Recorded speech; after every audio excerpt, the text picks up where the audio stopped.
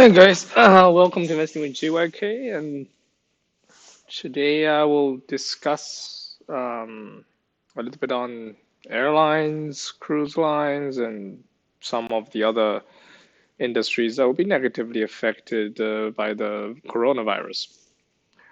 So there are people that are already talking about bottom fishing at this moment. I think they're just overly optimistic.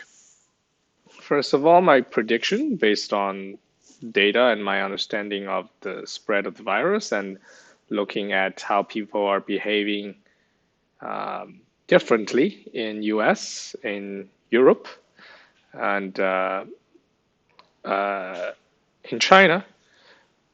My prediction is that the spread, this entire impact will be dragged on for much longer outside China, and the number of deaths will be much higher. So, what are the differences? I mean, you've got Italians that are still talking, or they're apparently in the Italian TV. They're showing images in Beijing where the streets are basically empty and everybody that walks wears a mask, which is what you have seen from some of my live streams. And what is their takeaway? Well, apparently they said, "Well, this is Italy, and then the artists and everybody has to make a living, and in Italy this is not needed. We don't need such drastic measures." But you know, the virus doesn't care about your feelings. Like, it will fuck you up whether you are kind or evil, a coward or a brave man. So I don't know where they get their confidence from. It's just insanity from what I see. So Joe C is asking, is the virus being controlled and decline in China? Yes, uh, very much so. In most of China, you kind of are not in this panic anymore. Uh, everybody still is has modified. Everybody has modified their behavior, and restaurants are basically empty. In fact, I can show you a restaurant I just went to tonight. Granted, it's Sunday night.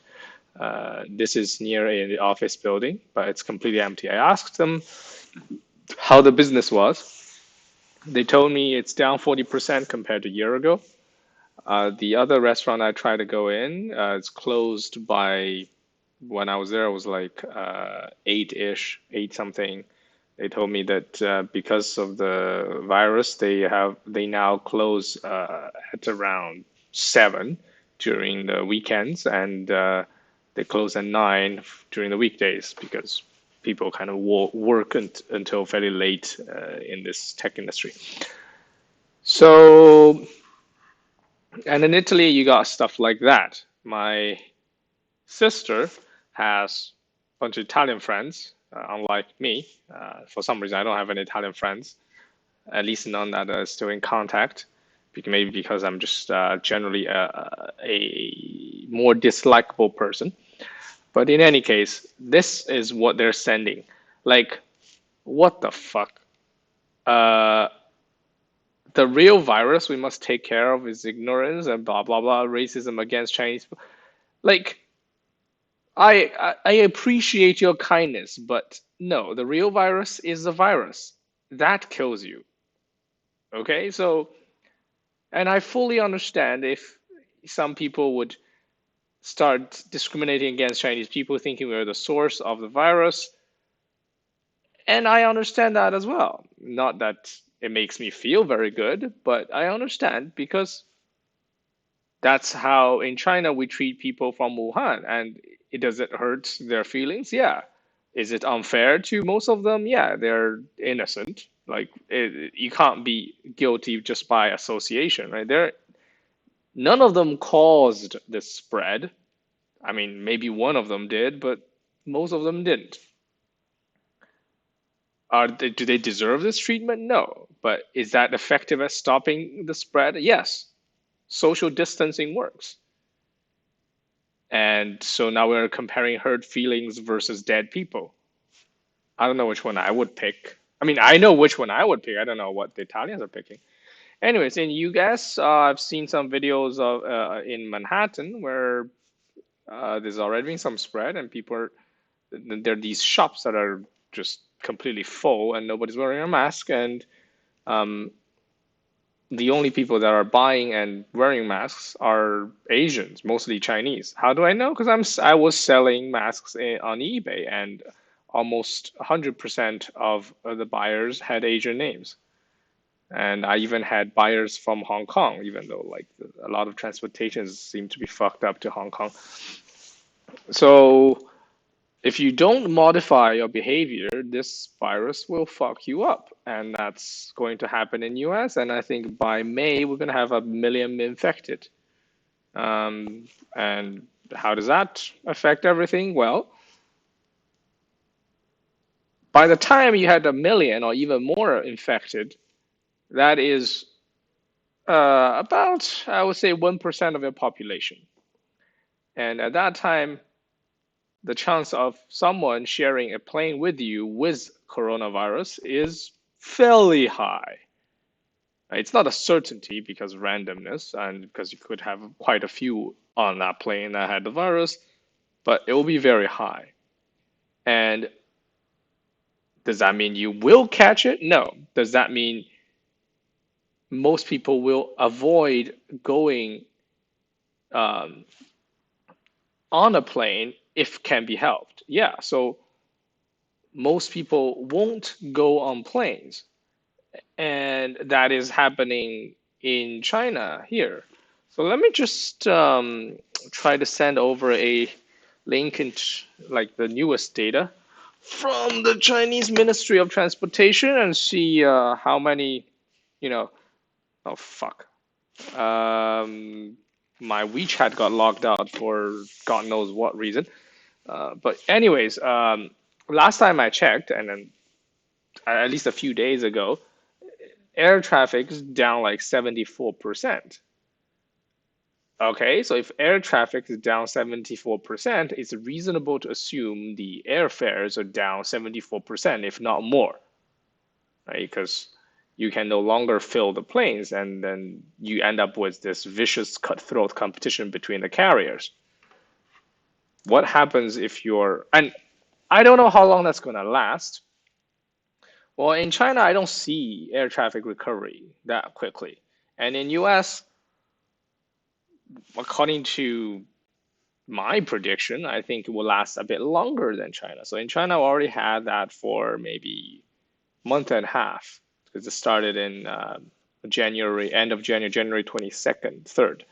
So it's a month and a half already. So maybe let's say we could end up with 2 months or a bit more. Um, and the in US, I think this will last. The panic will start. It's not the actual number of deaths that is actually detrimental to the economy. It's the fear of that death. People at some point will stop consuming things, right? So at that point, your consumption of airplane travel goes down maybe by 75% if China has any prediction. And then that will last for 2, 3 months. And then the recovery will be slow. There's this lingering fear. Like people don't just suddenly one day decide to not go on a plane. But actually, no, that's not true. People do suddenly one day decide not to go on a plane. But because like the when everybody around you start panicking, you panic, and so this is self-reinforcing, and and a lot of times that panic is basically it's completely irrational. For example, there was, if you remember, like a few years ago, there was a plane by Malaysian Airlines that went down because they had some crazy pilot, which I understand it could be that fault partly can be attributed to Malaysian Airlines, and then there's a bit of a causal relationship between the way you pick your pilots and if they go crazy. But then the second one happened, which is completely unrelated to Malaysian Airlines itself. The plane was shot down by a missile. And guess what? That airline just went bust. Like it just declared bankruptcy within 2 months or how something like that. So these things are very sensitive. So let's look at the numbers, right? So United Airlines has 40 billion. I think those are 40 billion revenue, out of which 1/10 of that is operating income, out of which 600 million. So a fairly high chunk of that. The net is like 500 million. So let's say 1/9 of that is net interest expense. So let's just dig into numbers and see what are the variable costs and what are not, right? So you can cut selling a bit. I mean, the selling costs can go down with revenue. It's fairly flexible. Depreciation and amortization. Okay, this one you kept to differentiate.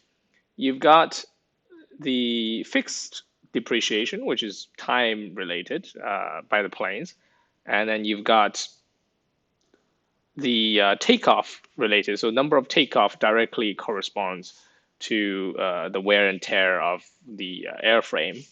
So if you don't take off as much, don't land as much, the even though accounting wise you don't see that because a lot of these are straight line depreciated on the cost, but really the depreciation should depend the actual economic depreciation should depend on the number of takeoffs and landings. And then the engine is completely dependent. The wear on the engine is dependent on the number of hours it's run, right? So let's say if you, I mean, the airframe still ages if you, even if though you don't use it. A lot of these plastic or rubber just ages. So let's say you can half of that is variable. If you just stop taking off 75% of your planes don't take off, and that reduces your depreciation by half on your planes. And then the rest of the depreciation would happen on these, I guess, airport fixtures and machinery and that because you use things less. Let's say, be generous. Let's say 50% less. So your depreciation would be down. We're considering an extreme situation, right? If this thing is down like, well, let's be realistic. 3 or 4 months. Let's say 4 months of that. 4 months of this down by 75%. So 40 billion divided by 3. So that's 4 months. Multiplied by 2.5. And then the rest is 40 billion divided by 3 times 2 plus that. So you end up with 10 billion down, basically 10 billion less revenue. 10 billion less revenue, and your cost of revenue doesn't actually go down as much. The reason is the airplane burns about the same amount of fuel as regardless if it's completely loaded. And then you need the same amount of flight attendants regardless of it's completely loaded. So that doesn't really change much. But let's assume you were able to stop flying, let's say, half of the planes for a 75% reduction in traffic. And then your cost revenue may go down by half. So that's down by 28 divided by 4, divided by 3, sorry. 28 divided by 3, and that's then divided by 2. So you basically, your cost of revenue go down by less than 5 billion. It's 4 billion already. So your gross profit is now 10. Okay. And then if you go down, this doesn't change as much. You got selling part, which can change, but general administrative cost doesn't go down because you can't just randomly fire people. Flight attendants are paid by the hour, and pilots are paid by the hour, though. So Depreciation and amortization, we know it's down by just 10. So let's say 11, out of that, you get what? Plus 2.2 divided by 3. We said it's going to be 50% less depreciation. So divide by 2. So now you're 5 billion less in cost, right? And other operating, we don't know how much that total operating expense is, blah, blah, blah. And then, okay. And this doesn't change. So that doesn't change, and you end up with 10 billion less, um, 10 billion less revenue, but only 5 billion less cost for that year if this thing lasts for 3 months, right? So then you just end up going to negative territory. You lose $2 billion for the year, simply um, because of this impact. So $2 billion less for United. Now let's say Carnival Corporation. This is a cruise line, and cruise lines, very different from airlines, have their ships in the sea. And the problem with the sea is it's trying to eat you up every single day. So it doesn't matter if you drive this boat around, it depreciates nonetheless. I mean, just look at any houses built next to the sea. It just fucks you up. And so this is the reason I don't like uh, I don't like shipping that much either, even though I own some of the shipping prefers, but I don't like them in general. It's simply because the depreciation is unstoppable. It's it's a fixed cost you have to bear regardless of your revenue.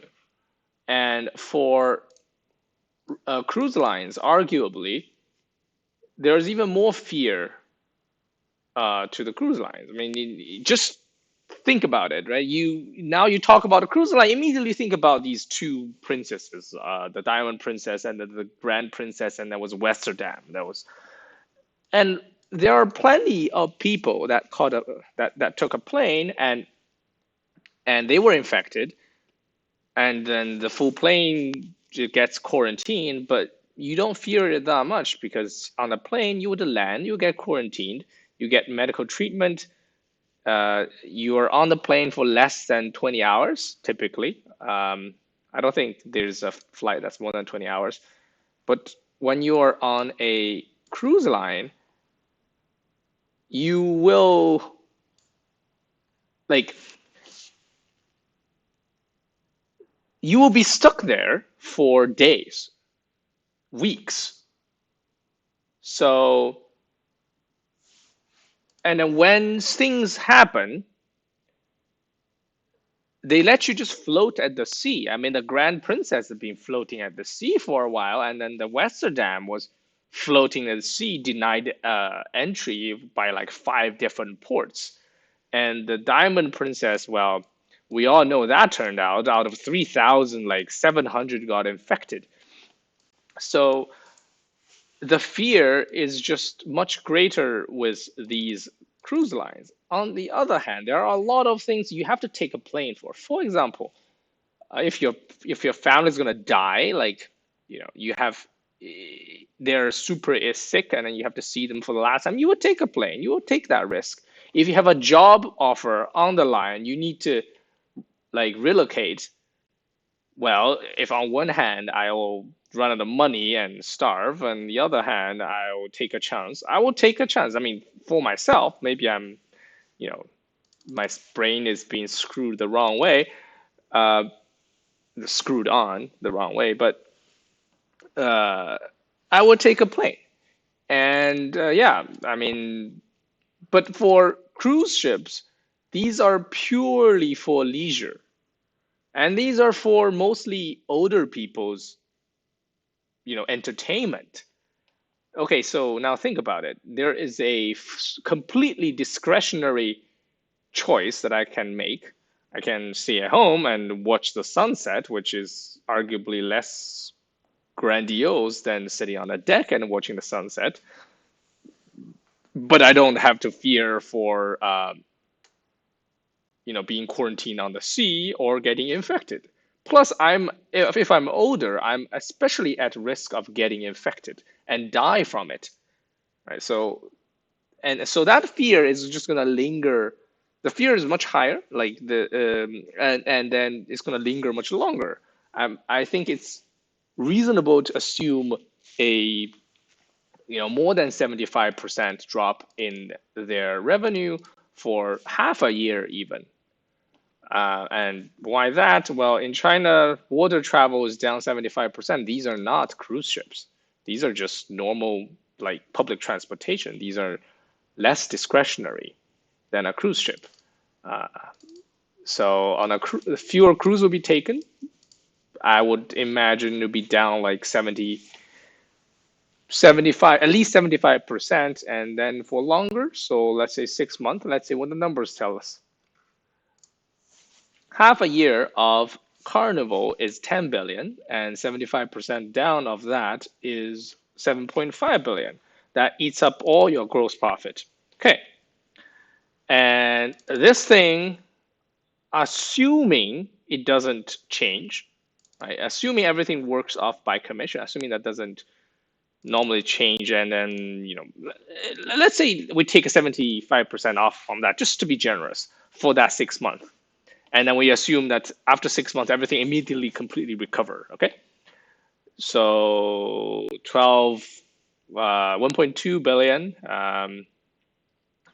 So first of all, you're down 21 divided by 2 times 0.75, 7.85. 7.8, that's 7.8, let's say 8 easier, right? It's only a couple hundred million difference. So 8 billion down, and then you got 2.4, 2.5 actually divided by 2 times 0.75 reduced. So let's be generous. Let's say that's 1 billion less revenue cost. Now, so that we're looking at what down 7. So you're now down 7 billion compared to 2019.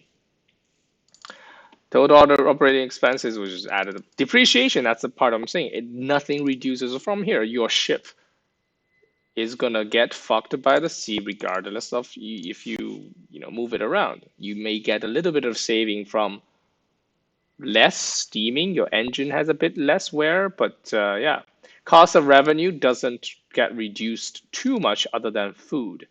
You need about the same number of employees, and you need basically the same amount of fuel because people really don't weigh that much compared to the ship. Right. So let's say, to be generous, that's down by another billion. Right. The cost goes down by another billion. So now down 5 billion. Interest expense, nothing gets reduced. And yeah, so you end up with like down 2 billion out of a drastically reduced a drastically reduced revenue base. So let's say, what about their balance sheet? How much money do they have? Well, in terms of current assets, inventory doesn't work, really doesn't. You don't count those because what they hold. Um, Other than their, I don't know how they account for it, but I assume it's either fuel or food. I don't expect them to count the actual seats as inventory, even though technically it is. But yeah, so fuel and food, well, you're not going to sell those. Prepaid expenses, I guess that's port expenses, so that doesn't really matter. And out of that, their cash and their cash equivalents is the only thing that you really want to focus on. 500 million. That's not enough to cover your 2 billion in loss. Yes, I know that's profit, not cash loss. So let's look at cash flow. How much cash?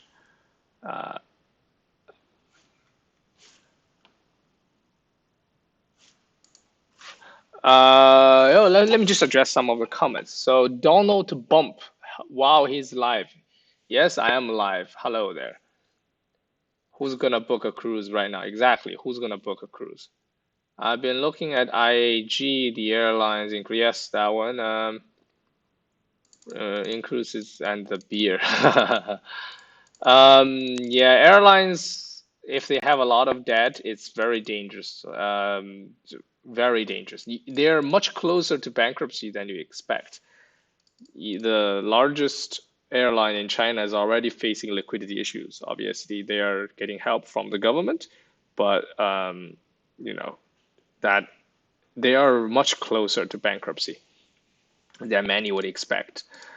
You should realize there are zero masks available in Europe. That's not true. All the Chinese in Europe have their stockpile of masks. Where do they get them from? They get them from China. And why don't the Europeans buy it? Because stigma? I don't know why the Europeans don't uh, why the Europeans don't wear masks. I mean, like there was a study that if you wear a mask, it reduces the chance of catching influenza, not this virus, but influenza by like 80%. And then you're just not wearing N95s or anything like that, just normal procedure masks. So does 80% reduction mean anything? I would assume so. So I think they're just crazy. It's complacency and yeah, just complacency. Like, and then the Italians are talking about, oh, how is our artists gonna live without, if we lock down the entire country? So they actually did that in Milan like a few weeks ago, and then they relaxed it. I'm like, what? You kind of have to like lock everything down and slowly introduce things back. Otherwise, this thing's gonna rampage through your your population and your medical system will get overwhelmed.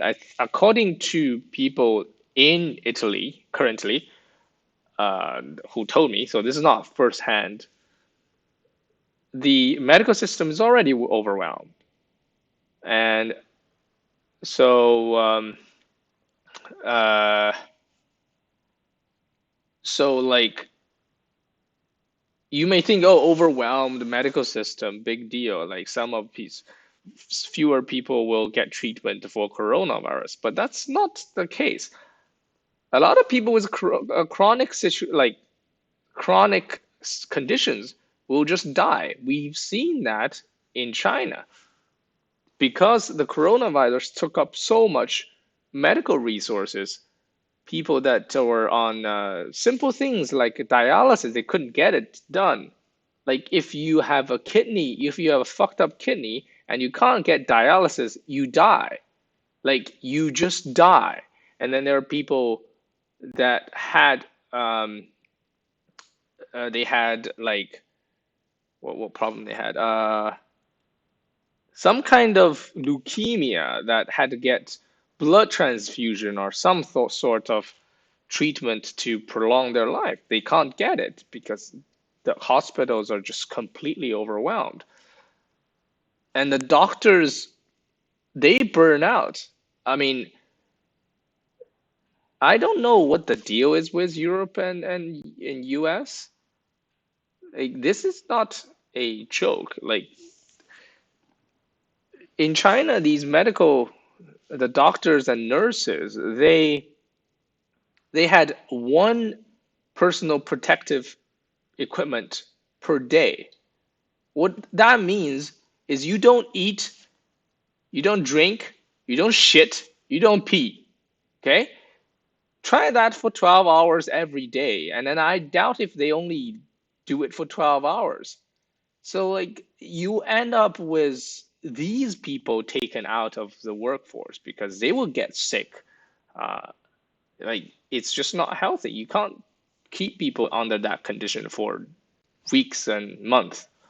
So, like, this is just unbelievable. Anyways, going back to Carnival. So they have 600 million in cash. saying their cash flow from operations was 5.4 billion. As we said, that's going to get reduced by, well, the by about 8 billion, right? The reason is that the only thing that's getting, in terms of cash flow, the only thing that's getting impacted is this. And that's where all their cash flow comes in, from cash flow operations. And that is getting reduced by about half. And you're looking at 9 billion. So that number on here. Oh, sorry, I'm looking at the wrong number. Sorry, that's wrong. Here for Carnival, cash flow from operations. Wait, what the fuck? I'm looking at the numbers. These numbers don't make sense. 20, gross profit 8. These are millions. Okay. Cash flow from operations 5.4. Okay, so 5.4, their revenue is going to be down by 9. So that's alone, just this is going to be -4 to -5 billion. And that's 10 times what cash they have on hand. What are they going to do? Sell their ship? Who's going to buy their ship though? Like, why would I buy your ship when it's not? I mean, if they sell it for super cheap, right? If your ship costs $100 million to build and you sell it to me at 25, okay, I'll take it off your hands and you get 25. But that's just that's still just delaying the inevitable. You will make ginormous losses on that. So yeah, so that's there. And I mean, they will have some credit lines to draw on, right? So they're down, like they're now -5 billion. Uh, so -5 billion, what you're gonna do? You have 500 million, you have 4.5 shortfall. You have to come up with either do a capital raise or you borrow something. So somebody has to lend them money. But by that time, you are at the mercy of the capital market. And when people don't feel like giving you money, then you die. Uh, and looking at Royal Caribbean, their revenue is 10 billion. 10 billion, and out of which this thing's probably going to get reduced by like 4. Let's say they get reduced by 4 billion, because as we said, it's 75% of half a year. So so about 40%. So 4 point something. Okay, and then depreciation amortization won't change. Your selling general administrative, let's say it's down by half. So so now you're 4. This is what, 800 million. So 3.2 down, 3.2 billion down. These all stay the same. So 3.2, and then if you look at their cash flow, they had. They're not too bad, I would say. They had 3.7 from operations, so there will be like they will still kind of survive, but it's it still doesn't look very pretty. Obviously, they will lose money this year. From accounting perspective, their profit and loss will be negative. So uh, down 3.2, right? They had 1.8, so they're going to be down 1.4. So I would assume their profit this year is going to be down. It would be like -1.4 billion. Okay, so what are the choices that if you want to bottom fishing? So Mr. Cheapies said IAG has 6 billion in cash. International Airline.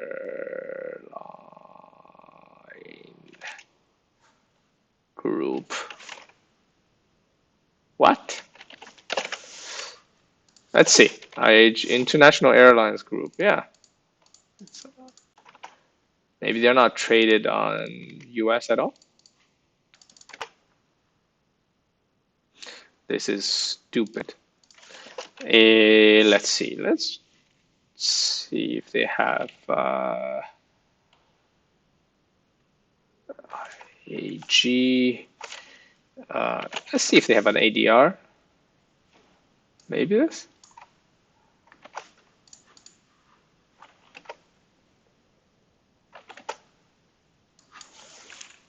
Yeah, Donald Bump, I'm kind of sorry for you. Like, China made the same mistake in Wuhan, actually. There was a community in Wuhan, it's called Baibuting. It was supposed to be this darling of self, like the example of good self-governance. And basically, it was driven by a private company, and then they kind of built up this community, and then they held um, this potluck feast every year. I think 10 days or something before the new year. And this year they did the same thing. 160,000 people showed up. So imagine that. And they did that on the 18th or 19th of January. And Wuhan lockdown happened on the 23rd. Just think about that timing, right? And as a result, even until now, according to what I know, there is no data coming out of that community. You cannot know how many infected there are in that community. So, yeah, uh, and I don't expect that to be good news.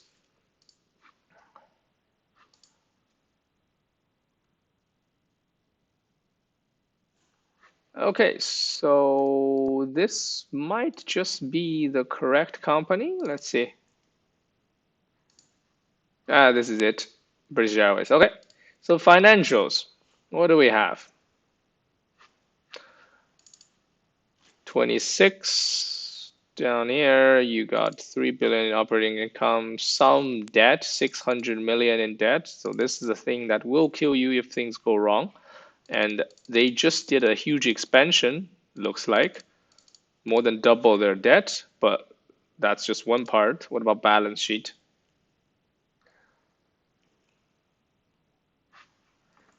Balance sheet cash and equivalent, $7 billion. So that's gonna last them quite a while. Yeah, this is probably not going to die. Four. So if out of their 4.5 billion in operating cash flow, and that's even if it's down 26 times divided by 3, so 4 months out of 75. So 6.5 billion down, 6.5 billion down, assuming nothing gets reduced, which is improbable. So let's say 6 or 5 billion down, and then you end up with a cash flow of 4, so you're down 1.5. That's going to last them quite a few years. So they should be okay. I think they're probably not going to go bust anytime soon. All right, so what are the good choices on the other hand? Well, this is a good choice, I think. First of all, the revenue will get hugely impacted by this epidemic. Galaxy Entertainment is just some casino in Macau. I mean, Sands, Las Vegas Sands, and all stuff. Similar story. As long as they don't have too much debt. Right? So this thing will get hammered because, well, the last thing I want at this moment is to go gambling and in some smoke filled space, right? So yeah, but if you look at their financials, you have If you have look at financials, well, if you can't buy masks, just find some Chinese and ask them if they can get you masks. Because for what I know, most Chinese in Europe have their own ways of getting masks. So a lot of that from China. Chinese have ramped up mask production to more than 100 million per day now, from what was something like 6 million before. Now it's 100. They just did a 16x. It's some ridiculous thing. It's the only the Chinese do it. Like it's like holy shit, but okay. Anyways, if you look at their balance sheet, they have basically zero debt. If you look at their, assets, they have a bunch of cash. Okay, and then receivables, I don't give a shit. Some of them may not even be receivable, obtainable. Long-term assets, I don't care because you're not going to sell it. Even if you sell it, you won't get a good price for it in this situation. Current liability, you have a bunch of payables, which may or may not be matched by the receivables. So, anyways, short-term borrowings, short-term current portion of long-term debt, very limited. So added up, less than 100 million, and out of their cash pile of 1.8. So that's not going to kill them. What else? Current liabilities, not sure what that is. You may want to check it out. This is a very rough look. So if you do decide to buy any of this stuff, read very carefully. And then what else? Long-term liability, long-term debt, almost non-existent. This thing, tax liabilities, you don't really care. That's just if you later have to do something, you have to pay taxes. But usually that accompanies a cash transaction. Capital leases, okay, so that's something that they lease, very little. Other non-current liabilities, very little, right? Overall, even if you just look at their total liabilities versus their cash, they can basically pay off 60% of their total liabilities tomorrow with their cash on hand. That's what I like. Uh, and depreciation amortization, this number may be misleading though. The discussion is that the majority of their asset is what they built. It's the casino's physical building, and these things last quite a while. And a lot of the depreciation really is caused by wear and tear from use. So if you have people use their toilet and then they use the faucets and then they walk on carpets, these will have to get replaced. If you don't use any of that stuff, then the depreciation is really very low. The building is very likely standing 50 years from now and typically discounted for like 35. So I'm not too worried about the depreciation. And well, they still had plenty of cash coming in. So even if, let's say, their revenue is 6, right? So let's say their revenue goes down by quite a bit. What goes down? Cost of revenue mostly is going to be the employees, which I don't know if, well, but you can see the margin is very high. So this can get cut by 3/4. This will bear, at that point, maybe this will go to 0. And what else? Depreciation amortization, very low compared to this. Other operating expenses, we'll have to check what that is. But I assume it's they're putting SG&A into here. As you can see, there's no SG&A. How can you have 0 selling cost? So what are the selling costs for a casino? Well, a casino is not usually just a casino, right? It's the casino plus the hotel. So the hotel has to pay, let's say, Expedia for the traffic. And Expedia is going to charge them 25-30%. So that's a selling expense. That's quite a bit of money, but that goes down as your revenue goes down. And the other operating expenses for casino, I think there's a share that you have to give the government as part of your casino revenue.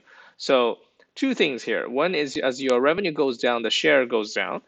And the second is Macau is not going to let this thing go bust.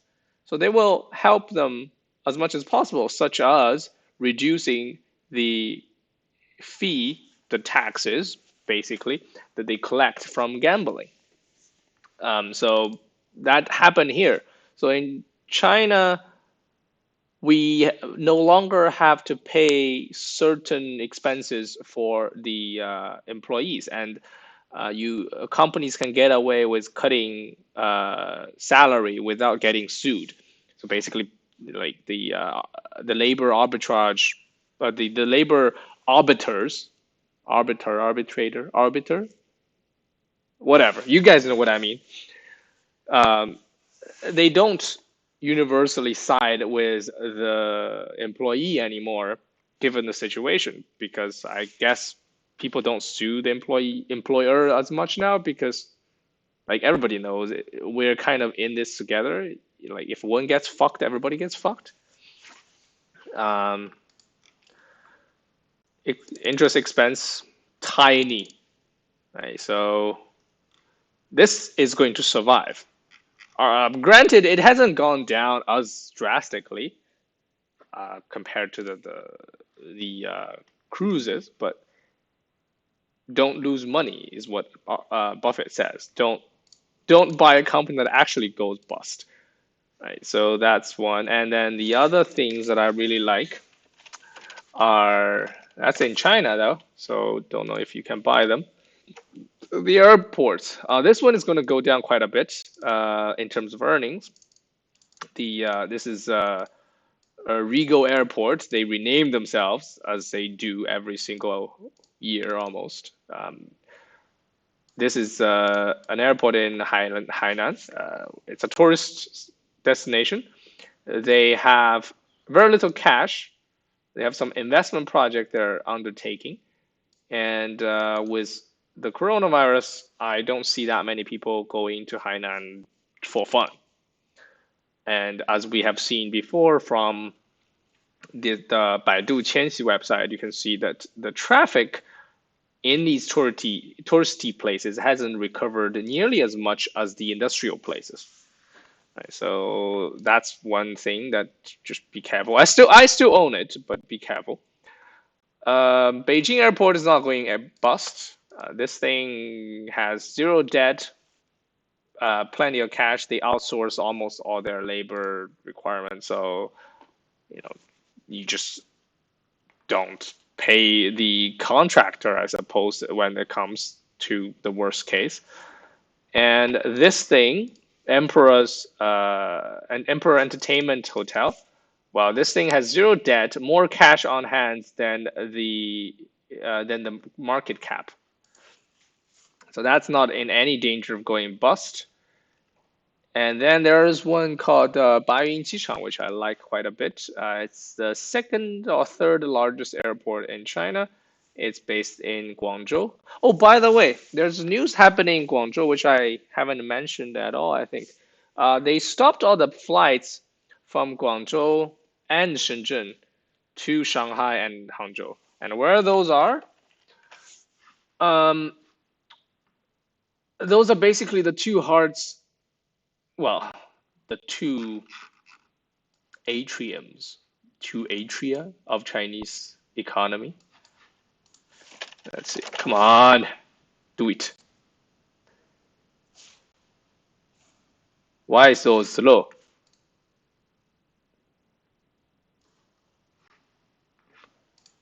What the fuck? Okay, so Jesus, this is very, very slow. All right, here we are. This is Guangzhou, Shenzhen, Hong Kong, right? This is Shanghai and Hangzhou. And just by the density of the roads, you can kind of tell this is kind of important. This is kind of important.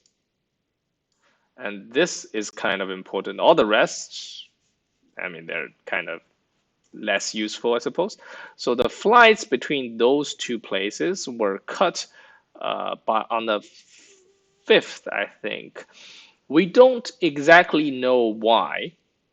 What we do know was that there were rumors of a bunch of people from Wenzhou that originally come from Wenzhou. Well, actually, here Wenzhou's here. It's a part of the Zhejiang province. Wenzhou, they live in Italy, and Italy is now getting fucked, and so they want to get back to China, but Italy has stopped all the flights with China, and they can't get really kind of get back. So they chartered the plane. They paid like a couple million yuan, which is like a couple hundred thousand, close to $1 million. They came back to Guangzhou, and then some of them discovered they had symptoms of coronavirus, and they had to do contact tracing and find everybody. So they kind of instead of just letting them go back, what they did was, okay, no flights between those two places, because they know in order for them to go back, they typically would choose Hangzhou or Wenzhou or Shanghai. So those are the places they would go, and they just stopped all the flights. But in any case, this is one of the beating hearts in terms of economic development in China. So if things recover, business travel will continue. It's not a touristy place, right? Unlike this, which is where the other airport is from. Now, is it time to buy now? I don't think so. This was the drop. I caught this jump up, but then I kind of just sold. I thought that it hasn't reached its bottom yet. It's selling at 2 price to book. PB is 2. It doesn't seem enough fear to me, right? I mean, if you just look at their price, it's not even as low as the beginning of 2019.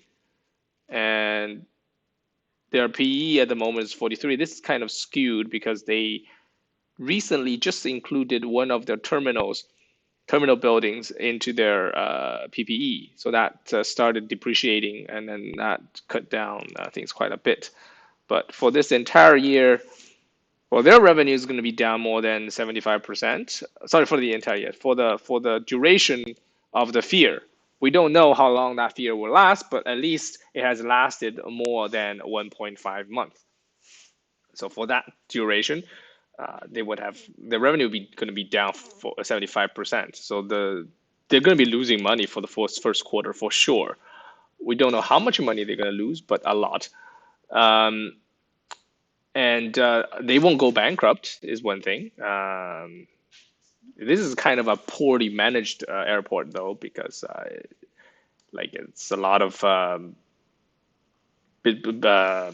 government bureaucracy involved and all that shit. So it's not one of the more efficiently managed businesses, right? It's not Japan airport terminals. So that,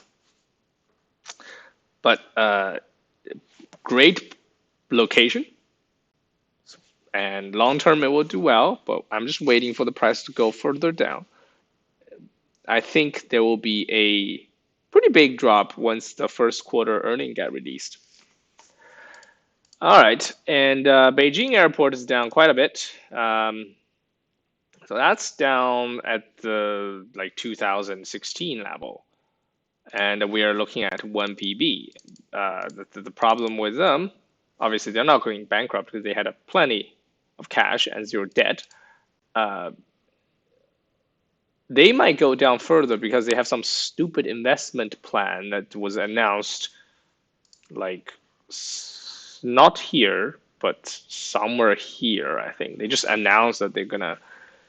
Oh, not this one. I don't remember exactly which one was it, but I think this one. Yeah, this one was the.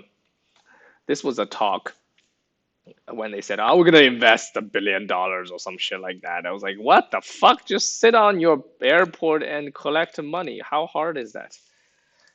But that is one of the risks you have investing in state-owned enterprises.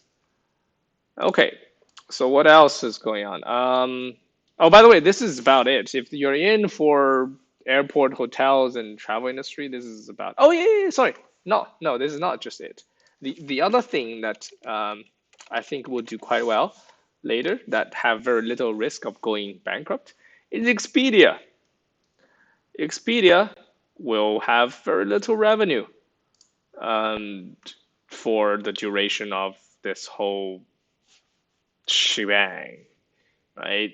Where do their revenue come from? Well, people booking travel, and people don't book travel now. Like normally, I go back to US every 2 weeks. I've made in total like 3 trips this entire year. So, uh, right, so Expedia, and it's not gone down at nearly as much as I would like, but that might change, and their cost structure is quite flexible, being that they can fire, let's say, 75% of their engineers and stick around for quite a while. In terms of their balance sheet, they now have some debt, which is what I don't like. Um, but yeah, now they have debts. They have like quite a bit of debt, but still not too bad because that's comparable to their cash. So, uh, so yeah, so this thing I still like. Their interest expense is very low compared to revenue too, so they can down a lot, like a lot, uh, and still fully cover their interest payment. So this might be a thing that has low risk and upside if there's a sentiment around it goes really bad, and then this might be something that you want to take a look at. All right, next big thing will be electric vehicles, nickel, lithium, cobalt. Lithium, I don't agree. Too much of that, too easy to find. Nickel, well, I had no risk nickel. I sold it actually. Just mid-February, I sold Norris Nickel. It's a fantastic company, very good assets. They just basically mine and drive everybody out of business. But nickel price, I think, is not going to hold up as much, mainly due to the lowered industrial demand. I mean, I've been asking people around, like near you, where a lot of the Chinese goods, the trinkets, gets manufactured. I heard there are quite a few bankruptcies. So I'll get some more detailed data and probably show you guys later in a few days. From my cousin works very closely with them. He imports things from China and to Italy, and from what he know, quite a few factory owners basically went bankrupt. And yeah, okay, so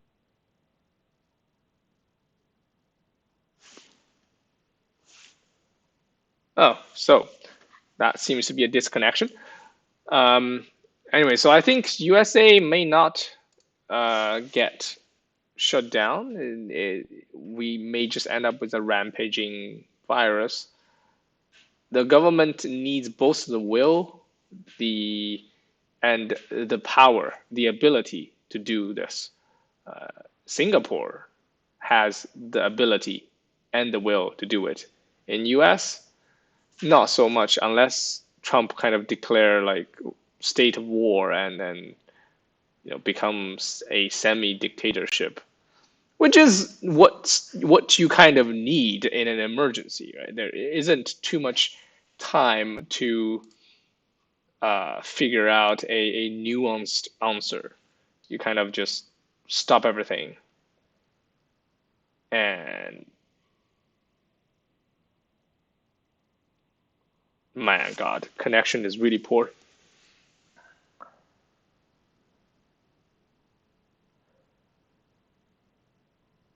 Okay, let's see if connection recovers.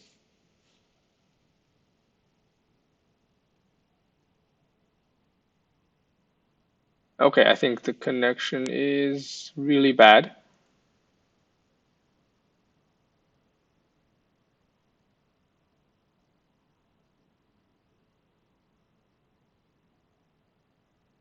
This jitter is killing me. Anyway, seems to be recovering. So in US, I don't expect lockdowns, and platinum not so much. We don't need as much of that anymore. People don't drive that many diesel cars, and personally, I do like platinum, but I don't see it going up too quickly anytime soon. When fear sets in, only gold does well. Gold and only gold.